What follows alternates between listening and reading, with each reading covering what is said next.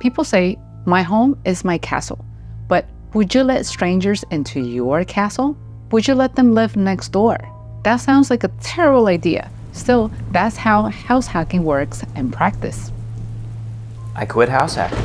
But don't jump to conclusions too quickly, because house hacking offers various financial opportunities as well. The single best financial decision you can make, house hacking.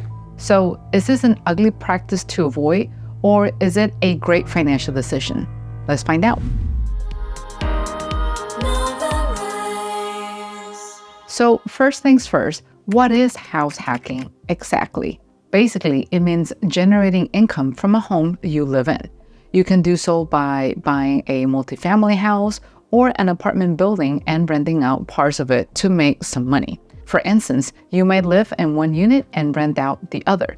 Yet, you also have some options for single-family homes. We'll get into that in a moment. And as for house hacking's popularity, many choose it because it is a way to make your property pay for itself and build wealth. Being a landlord in your home lets you get income and helps you cover the mortgage costs and other costs. They're spending way less than the rent, and they're owning a home, and they're getting future appreciation. Which property suits house hacking? Well, actually, you can house hack various types of real estate. The standard choice is a duplex, which is a two-family house in which you rent out one part and live in the other. But there are also other options, including triplex houses, meaning houses of 3 families, renting out spare bedrooms in a single-family home to roommates, or using accessory dwelling units such as a basement or a garage apartment, renting out mobile homes, and even offering parking space rentals. So there are many alternatives for every taste. But is this real estate investing strategy still relevant? Let's see what the numbers have to say about this. Over 35% of Americans are renting homes, and this is about 114 million people. Today, the average monthly rental price is around $1,250. I know it's hard to imagine, but just 80 years ago, the average cost of renting a home in the US was about $27. Well, as we can see, rents are rising steadily every year. And despite increasing rent payments, it is still less expensive than buying. The typical rent for an average 3-bedroom place on average is more affordable than owning a similar size home. So the number of renter-occupied units is growing each year. And the most expensive states for rent are California, Hawaii, and New Jersey. And at the same time, the cheapest ones are West Virginia, Indiana, and Iowa. Americans are also more likely to rent than buy. In New York, where 47% of people are renting a home, in California, where this number reaches 45%, and 43% in Nevada. Home renting is still popular, and the number of rentals is increasing each year. So you might think about becoming a house hacker and renting out your space. But before this, it is better to investigate the downsides of such a decision. House hacking kinda sucks. Okay, let's see what you should know before becoming a landlord in this setup. The first factor that might end up being an issue for many is living with strangers. I know it sounds obvious, but you really have to think about it. Even if you're sharing a different unit than your tenants, house hacking still reduces privacy. This can get very annoying, especially for families with kids.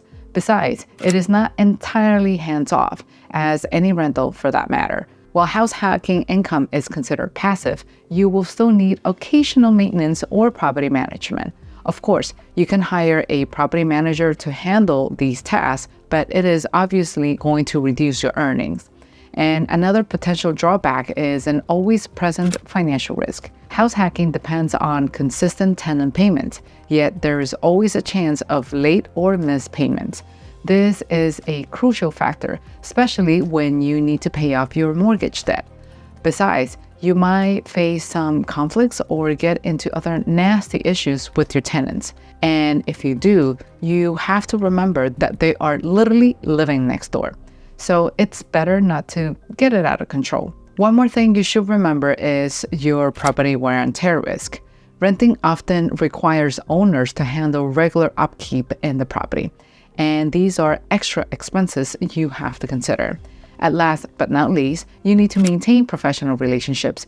Despite tenant familiarity, professionalism is vital in house hacking. So you need to avoid getting too close to prevent potential issues. But of course, each case is different. So with the right approach, you can turn any risk into an opportunity.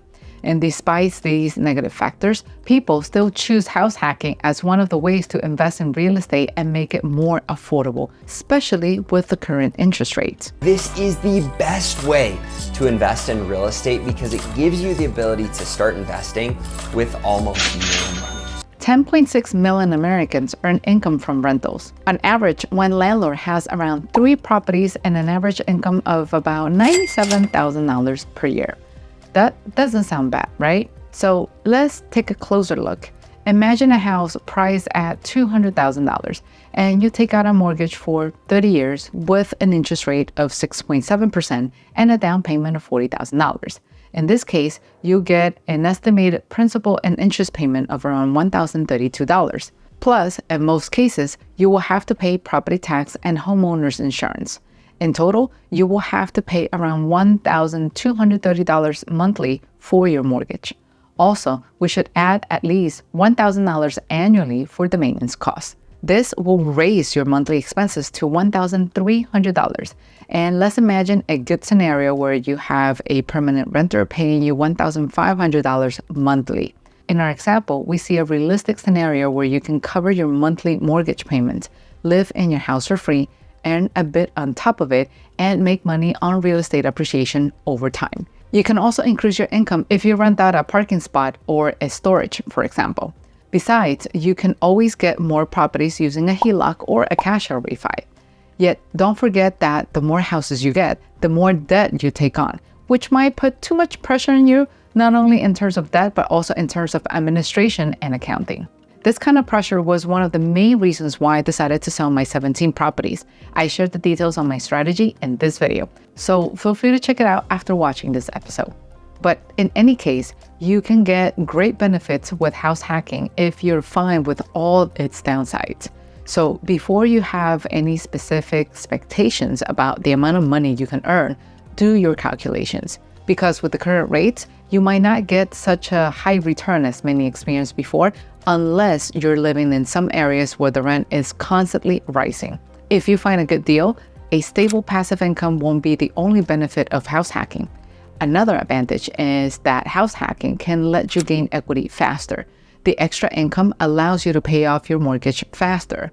As a result, this increases both your property value and your wealth. People are paying all of your mortgage or part of your mortgage. House hacking also helps you acquire property management skills as it offers a chance to learn the skills needed to manage your properties.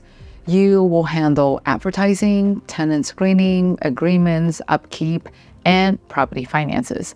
Besides, house hacking can get you potential tax advantages. It might bring tax deductions like repairs and depreciation on rented spaces, reducing your taxable income.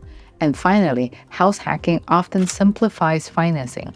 Residing in one unit gives you access to standard mortgages with lower down payment and interest rates, whereas investment properties often have higher rates and payments. So basically, if you can get a mortgage, you can become a house hacker. But where should you start? Well, first off, you need to better understand mortgage requirements. This includes bank requirements, credit scores, and so on. If you know what to look for, you may get some special conditions. For example, veterans could access 100% financing via VA loans. Next, you look for a suitable house to house hack. Since the goal is to turn a resident into a rental, pick a property with good rental potential. Check different options, neighborhoods, and infrastructure. Then you should analyze the number. This is a very important stage you should not skip.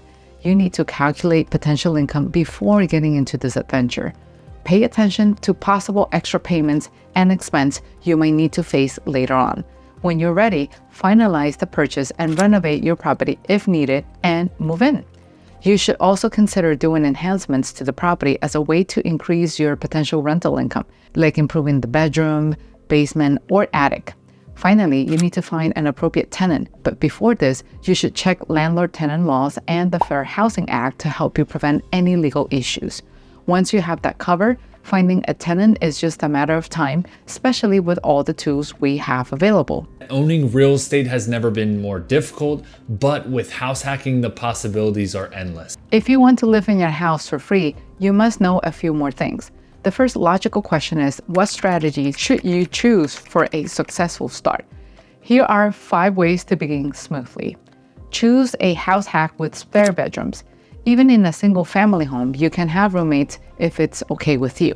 Most likely, it won't cover your mortgage, but renting out an unused guest room or an office space can help you at least with some of your mortgage payments. Maximize other units. You can use a finished basement or a built-in lawsuit with a kitchen and bathroom. This way, you can earn passive income while keeping personal spaces separate. Invest in a multifamily home. This is the most common strategy. You can house hack a duplex or a similar property. You will live in one unit and rent out the other. This choice will let you enjoy privacy while earning from rentals. You can also monetize extra space and do house hacking without a tenant. For example, you can rent out a garage, a driveway, or an attic for storage. Or you can leverage your yard space. A good choice could be renting out your yard to tiny mobile house owners needing parking. And if you're living beyond city boundaries, this can be your best option. And as you can see, there are many more alternatives than what it seems at first glance. House hacking lets you live in your own home, cover your mortgage, and earn extra income. But it also has some drawbacks that must be considered.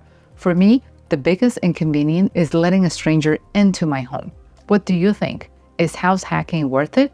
Would you do something different from the tips shared in this episode? Let me know down in the comments, and I will see you in the next video. Bye-bye.